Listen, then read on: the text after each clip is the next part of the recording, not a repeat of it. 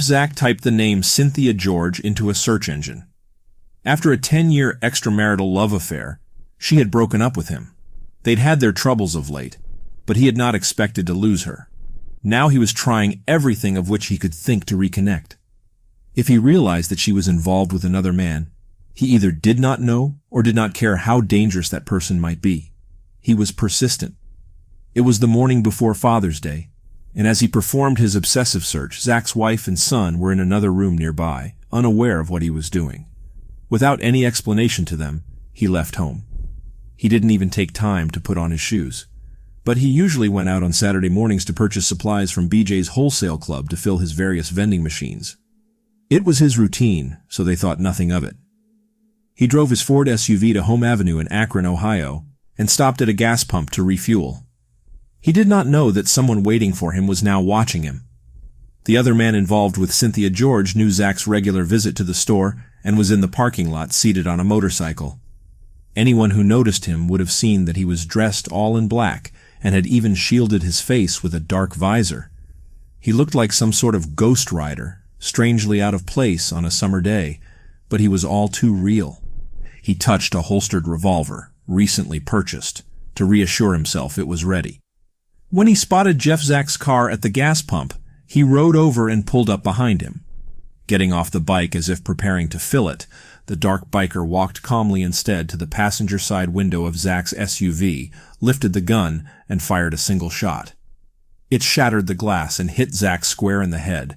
He slumped over onto the steering wheel in a spray of blood that covered the inside of the windshield and driver's window. Carolyn Hyson, the pump attendant, stood only a few feet away, too surprised to move. The biker appeared to look right at her, although she could not see his face through the visor, before remounting to roar away. Afterward, she was amazed that he hadn't shot her as well. Clearly, this was a calculated hit. Once she was able to act, Hyson shakily called 911 to get the police and an ambulance there. She was able to describe to responding officers the ninja-style gray and black motorcycle with lime green stripes, and the heavy-set man with a gun who had ridden it. However, for Zack, it was too late. At the age of 44, he was dead, killed by a single copper-jacketed hollow-point bullet. The biker made a call before he rode over the state line to Pennsylvania, where he intended to establish an alibi and get rid of the bike. Having purchased it recently, he apparently had only one use for it.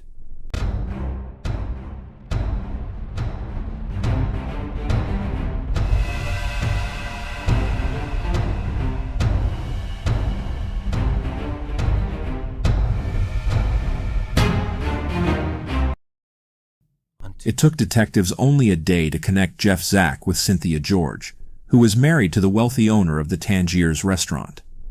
They even knew that one of her 7 children had probably been fathered by him. However, she already had a lawyer, and he blocked their inquiries. They also learned about Cynthia George's new paramour, John Zaffino, but he had an alibi. He was at a car show that day in Pennsylvania. Nothing about this case was going to come easy. In fact, over a year would pass before police had a solid piece of evidence. In the meantime, they learned what they could about the victim. This case was heavily covered in the Akron Beacon Journal and Cleveland Plain Dealer, as well as by the A&E series American Justice, because the woman with whom Zack had been involved was the wife of a prominent businessman, well known in the community. The case proved to be a sordid Midwestern version of the lifestyles of the rich and famous. In fact, the intrigue would grow more complicated the more was learned about the adulterous web of Cynthia George. Investigators learned that Zack had a few enemies, according to reporters. He was a difficult man with a sharp temper, who often fought with neighbors over trifling things. He'd also had a few business dealings that could have inspired someone to shoot him. And he'd hit on several married women, and had been unfaithful to his wife. In short, there were several suspects for this crime, but little evidence linking any of them to the shooting. Abandoned as a child by his biological father, Zack had taken the name of his stepfather. He was educated, multilingual, and successful as a stockbroker. Tall and handsome, he had a reputation as a womanizer, as well as for defying the law. In 1981, he'd been convicted in connection with an illegal escort agency in Arizona, and in 1996, he had grabbed an adolescent girl in a hardware store and kissed her. At the time, he'd been married for 10 years to his wife, Bonnie Cook. When his firm in Arizona had been caught mishandling money in 1991, he moved to Akron to start over. It wasn't long before he spotted Cynthia George at the Tangier bar. He was instantly obsessed. In her late 30s at this time, Cynthia was a small-town girl and aspiring beauty queen. Blonde and slender, she was also quite flirtatious and married to Ed George, 15 years her senior. Nevertheless, she still caught the eye of other men. By some accounts, she freely hit on them. In front of Bonnie, Zack acted openly enthralled, and she could see trouble ahead. It wasn't long before he was embroiled with Cynthia in an adulterous affair. Even so, the Zacks and Georges became friends. Zack often came over to the George home on weekends to take Cynthia on bike rides or for walks. He also called her so frequently on the phone that it was difficult to believe he didn't realize how obvious he was being. Perhaps he did not care. Yet Bonnie would later say she did not actually know they were having an affair until years later in 1998, when she overheard one of Zack's conversations. She confronted him, and he apologized and promised to change. He said he would stop the affair, but not his friendship with Cynthia. Nonetheless, he remained obsessed, and it showed. Cynthia, too, made frequent calls to him. Apparently, despite her palatial home and wealthy lifestyle, she was bored. The nanny, Mary Ann Brewer, said that Cynthia was away from home much of the time, while Ed was the one who took an active role with the children. She described Cynthia as self-absorbed. The idle rich can prove easily bored, and even illicit affairs can grow stale. Journalist Phil Trexler reported in the Beacon Journal that Cynthia had met unemployed trucker John F. Zaffino in 2000 and was soon involved with him. Zaffino, 36, was known to have an aggressive temper, especially when he drank. His first wife had left him after 6 years, despite the son they shared. His second marriage to Christine Todaro lasted only a few months, although he apparently would later keep in touch with her. Cynthia became involved with Zaffino after he started taking her out for walks, but she also kept up her affair with Zack. It was 9 months before she apparently decided in May 2001 that she no longer wished to continue the relationship with Zack. She asked him to leave her alone. He was not one to be so lightly cast aside. He continued to call her. As she would tell it, she tried to end the relationship many times over at least 3 years, but he always threatened her. Ed George became perturbed by the constant phone calls to his home. He called a friend on the police force to report them and to ask what to do. He suspected Zack, but the caller frequently hung up. He did not want a public investigation, so there was no follow-up. Still, he suspected that his wife was at the heart of this trouble. Cynthia apparently kept both Zack and Zaffino on the line, literally at the same time, according to phone records. While Zaffino spoke with her by cell phone, she sometimes used a second line to talk to Zack. No one else would learn what they were all saying, but the tension was building. However, Zack soon met yet another woman during a plane trip and spent a week with her out of town. He seemed to have moved on. By the next month, though, Zack was dead. A reward was offered for information, and a tipster sent police to a woman who once had been married to John Zaffino. She admitted that she'd been privy to an odd conversation. In 2001, Zaffino told her he'd just beaten up a white-haired Israeli. Then she read about the murder of Jeff Zack, who was described as a former Israeli paratrooper with silver-gray hair, and wondered if there was some connection. She called Zaffino in the middle of the night, and, as she put it, he said, "Well, let's just say the guy's going to have a hard time parting his hair from now on." Investigators then learned that Zaffino had recently made a motorcycle purchase, although he had introduced himself to the dealer as John Smith. He had mentioned that he did not plan to keep the bike for long, to show the police the kind of bike that John Smith had purchased on May 24th. The dealer went to the internet and did a search. He came up with an identical bike for sale in McMurray, Pennsylvania. It wasn't long before investigators put 2 and 2 together and realized it was the same bike. The purchaser had bought it in May and then taken it across the state line to sell it to another dealer. That led them to Zaffino's first wife, whose fiancé owned the dealership. They had taken it in exchange for the child support that he owed. The ex-wife described how her former husband had come during the night, eager to be rid of the bike, and had even placed tape over the green stripes. The coincidences were coming hard and fast. While this discovery wasn't solid evidence, it was strongly suggestive, and Zaffino became the primary suspect. Christine Todaro agreed to wear a recording device and tape calls made to him beginning in June 2002. This lasted 3 months, over which time Zaffino grew increasingly more paranoid. He even suspected her of wearing a wire and warned her not to talk with the police. He never admitted to anything directly. Soon the police found phone records that destroyed Zaffino's alibi. A friend said that Zaffino was at a car show about 40 minutes away when Zack was shot. However, the records showed that he was calling the friend on his cell phone at that time, rather than being at the show. He actually had arrived at the show some 2 hours after the shooting. There was reason to believe that the witness corroborating the alibi had been intimidated into making a false statement. At the end of September, Zaffino was arrested and charged with aggravated murder. The police were confident that he was the black-clad man on the motorcycle, and a search of his home produced cell phone bills with many calls to Cynthia George. Then bank records were obtained which indicated that she had withdrawn $5,300 just before Zaffino had purchased the gray and black Honda CBR 1000 motorcycle and some helmets for that amount. There were also calls between them on June 16th, before and after Zack had been shot, and a few days later, when Zaffino had taken the motorcycle to Pennsylvania. Investigators later surmised that there had been a plan in place as early as May to lure Zack to a remote area because a police officer had come across Zaffino at Cuyahoga Valley National Park with an empty holster in his car.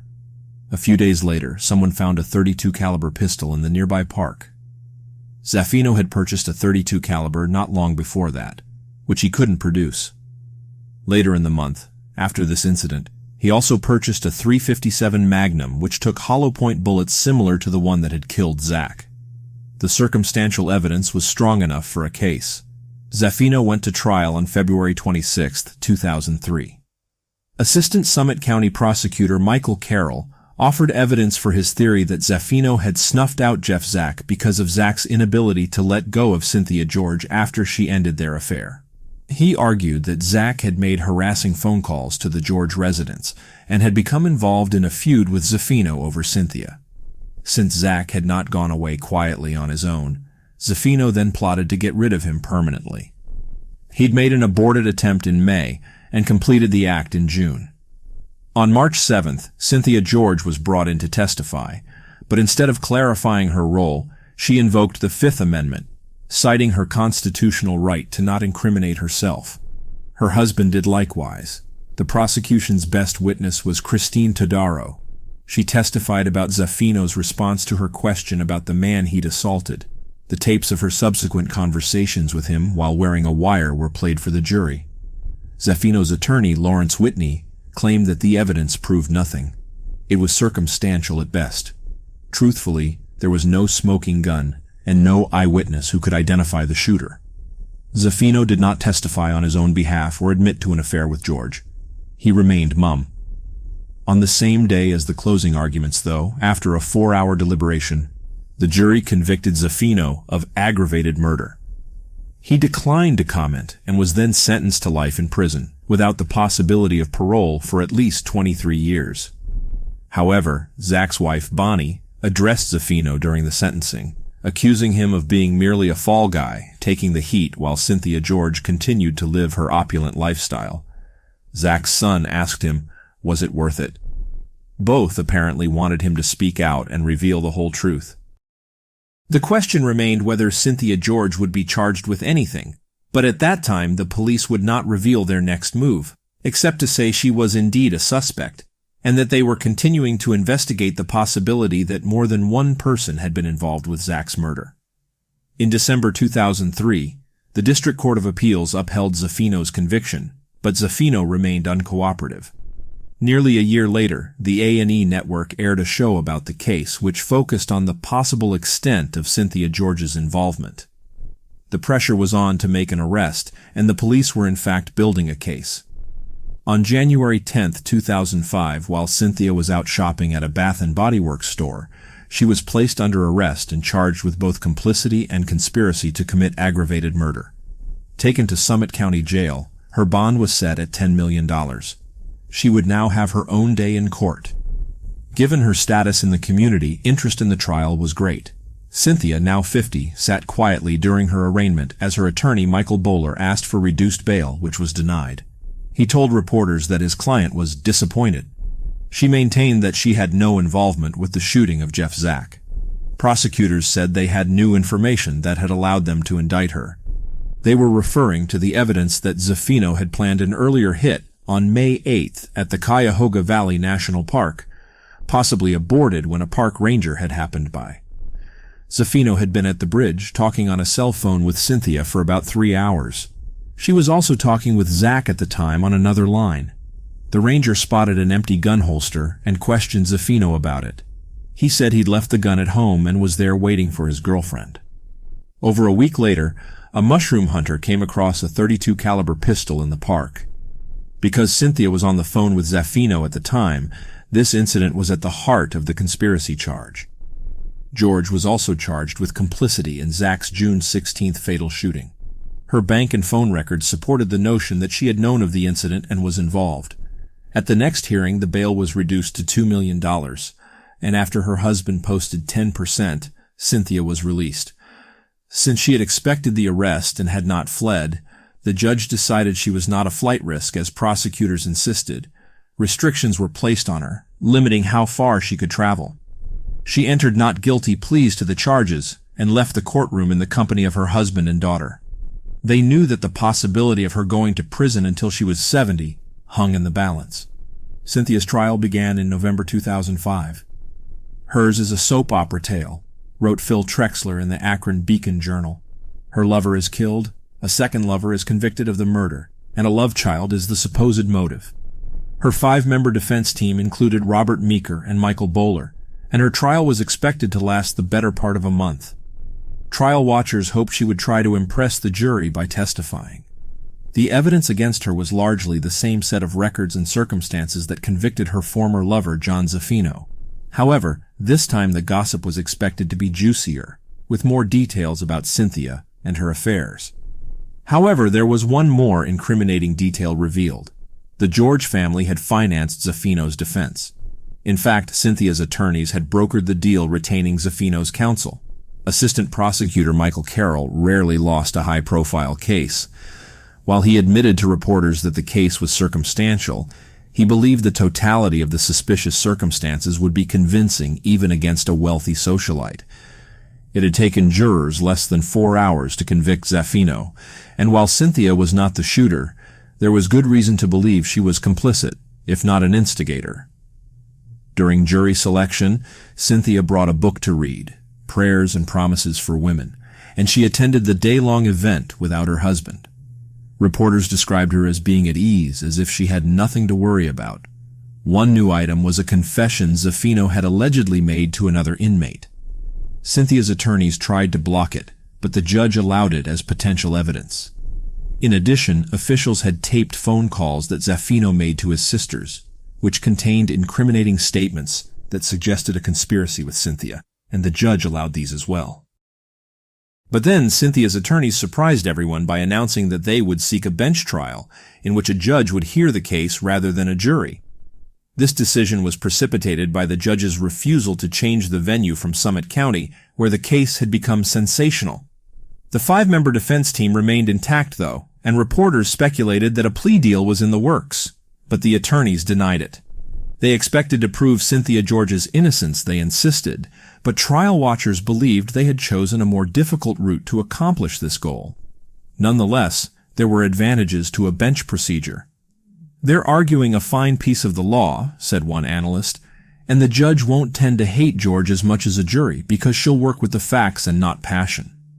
In essence, the defense would be that there was no reason for Cynthia to want her former lover dead, so there was no motive for her to be involved in a conspiracy to kill him. Michael Bowler made the opening statements for the defense before Summit County Common Pleas Judge Patricia Cosgrove.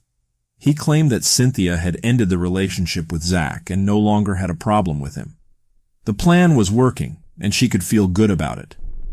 Her infidelity had been due to her husband's busy schedule, which made her feel lonely. Assistant District Attorney Michael Carroll used much the same strategy he had in the Zaffino trial. She had a problem, and she needed to be rid of it. She found someone to help her do it. The breakup with Zack had been difficult, and he would not let go. She and Zaffino had made an attempt on Zack's life in May, which had been interrupted, and then completed it in June. Phone records confirmed it, as did withdrawal from the bank of the same amount of money Zaffino had used to purchase the motorcycle. Bowler put the whole incident in the context of Cynthia's life. She was raised in a lower middle-class home, but was unable to afford higher education. She met Ed George, much older than she was, and married him in 1984. But he was a workaholic, so she took up an affair with Zack for a decade. After they ended it, he had found a new mistress. She, in turn, got involved with Zaffino, and they called each other a lot. That did not prove she was aware of or part of a plot to commit murder. Carol believed that arguments over a child lay at the heart of Cynthia's motive for wanting Zack dead. Marianne Brewer, a former nanny in the George home, was aware of Zack's persistence and testified that Cynthia had felt trapped. They had often argued, especially over her daughter whom Zack had fathered, and whom he had threatened to take with him to Israel. Allegedly, George claimed that she had been forced to continue seeing Zack in order to keep their daughter with her. There had also been a threat that Zack might expose their affair and publicly shame her. DNA had confirmed that the child had indeed been fathered by Zack, so he'd had leverage. The prosecutor also entered 2 letters from Cynthia into evidence that had been sent to Zaffino in prison. She cried when she heard the prosecutor reading them out loud. The letters confirmed that she and Zaffino had been lovers, and that she was still quite attached to him. She sent him a Bible and listed for him some of the saints in the Catholic religion. She spoke about true Christianity and discussed how often she prayed for him. "Usually I blow your candle out at 11:30 and take my cross to my bed and say my prayers." She seemed undisturbed in the letters that he'd just been convicted of killing her former lover. She also wrote one especially incriminating thing. She told Zaffino to follow the attorney's instructions because we cannot make one mistake. The following day, a damning bit of testimony was presented. The transcript of a phone call from Zaffino to a sister, demanding money from the George family to pay for a top-rate attorney like Johnny Cochran. "You tell them they will pay for it," he was recorded as saying. "Just get the checkbook out and don't worry about it or they will lose their freedom. That was the deal. If anything happened, they would take care of it. I went through with my deal. Now it's their turn. They have no choice." George's defense attorney insisted that Zaffino was referring to an agreement reached in 2002 that the two would share legal expenses. In the call, Zaffino never directly implicated Cynthia in the murder. A counselor whom Cynthia was seeing before Zack died testified that she said that her lover had grown difficult and she was trying to find a way to get out of the relationship. He had become obsessive and threatening, calling her every 2 hours, which scared her. She could not afford to let her husband know about either Zack or her new lover, she had confided, because a divorce would impoverish her. The counselor suggested she hire a bodyguard, but she had discontinued her sessions with him before providing specifics. He did not know the name of her lover. Ed George also testified. Despite her infidelity and the public embarrassment she had caused him, he defended Cynthia against the conspiracy charge as best he could. He described the harassing phone calls and constant hang-ups at his house and said he had not known until after the murder that Zack had fathered one of Cynthia's children or that she had had 2 extramarital lovers at once. He said he had taken a marriage vow for better or worse, and he stood by her and would remain married. To the surprise of many who attended the trial, Cynthia did not take the stand in her own defense. Zaffino, too, refused to testify, although he had told his sister that he'd been offered a deal if he would implicate Cynthia George. At the end of 7 days, the case went to the judge. By Monday, Cosgrove had found Cynthia guilty of complicity in aggravated murder. She received a sentence of 23 years to life, the same as Zaffino's. She was found innocent of the May 8th conspiracy to commit aggravated murder. Before she was led to jail, she insisted, "I didn't do it." Then she smiled broadly for her mugshot at the Reformatory for Women in Marysville. Many reporters commented on that. After the verdict, the Beacon Journal carried a story about the downfall of Cynthia George. Born beautiful, she capitalized on it to advance herself and her ambitions. She grew up in a small bungalow, a coal miner's daughter, and she developed a dread of poverty. Yet neither that dread nor her Catholic piety had prevented her from acting in a way that threatened her marriage. Apparently, her desire for attention from men outweighed her other concerns. Active in her high school, she was unable to afford college, where she had hoped to study art. She worked a series of mediocre jobs, but her fortune changed when she met Ed George in 1978. She was on the dance floor at his restaurant and bar. He had never been married, and she caught his eye. In 1984, they wed in style before 500 guests, although she came to view him as more a father figure than husband. He continued to work long hours and was rarely home. Still, she lived in a $1 million mansion, a far cry from her childhood home. Together they had 5 children and adopted 2 more, but even that wasn't enough to keep Cynthia from roaming. The nanny indicated that she had been more concerned with herself than her children. She spent a lot of money on clothing and was obsessed with her appearance. In December 2005, Cynthia finally broke her silence to tell her story. The Cleveland Plain dealer printed it in detail. Now 52, she explained that Zack had intimidated and frightened her.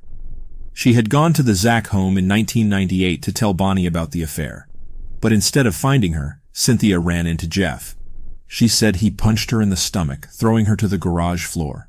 Then he grabbed her by the hair and dragged her up the steps. He pushed her into a closet and got an AK-47. Placing the end of the barrel in her mouth, he allegedly said, "You're not playing the game." She talked about how Zack initially had made her feel special, while her husband had made her the brunt of bad jokes. Zack had thought she deserved better. He lied about being an oncologist, which had soon been revealed, but Cynthia had laughed it off. In fact, as an operator of vending machines, he had plenty of time for her, so she did not mind. But, she claimed, when she wanted to break it off, he forced her with threats and intimidation to continue the relationship. He told her that her life was not her own to decide. He even threatened to hurt her children if she did not cooperate. He had instructions ready for her, which included a demanding schedule of calls to him. If she did not comply, he said, he would terrorize her family and torture her to death. She grew depressed, and a friend urged her to enter a beauty pageant. She did so, and came in 3rd runner-up. She soon met Zaffino, who made her feel better. She claimed she purchased the motorcycle for him so he'd have a vehicle with which to rescue her. Cynthia claimed she had wanted to testify during her trial, but 2 of her attorneys had insisted she not take the stand. While her story sounded good in places, it was never subjected to a cross-examination. Cynthia then retained new attorneys, Bradley Barbin and Max Kravitz, who filed an appeal, claiming that Judge Cosgrove should not have allowed Michael Bowler and Robert Meeker to represent Cynthia, because they had brokered the suspicious deal that provided $15,500 from the Georges to Zaffino and his attorney. Due to this conflict of interest, the new legal team argued that Cynthia George had been denied effective counsel and thus should receive a new trial. Bowler and Meeker had argued before the trial that their involvement was legitimate because the payments were in the interest of sharing information. Cosgrove had decided that the agreement would not be prejudicial to the defendant. Now that was under scrutiny. But the issue became moot on March 22, 2007, when the 9th Ohio District Court of Appeals voted 2-1 to reverse Cosgrove's conviction of George. The justices ruled that the evidence was insufficient to prove guilt and ordered her to be released. Prosecutors appealed to the Ohio Supreme Court, but on August 30, 2007, the higher court upheld the reversal. Cynthia George was declared not guilty and would therefore, by her constitutional protection from double jeopardy, be immune from any future attempt to try her for the Zack murder.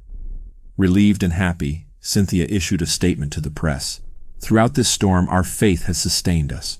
We are tattered and worn, but still standing. With this decision and the closure it provides, it is time that we as a family move forward with our lives." Zack's family believed that justice had not been done,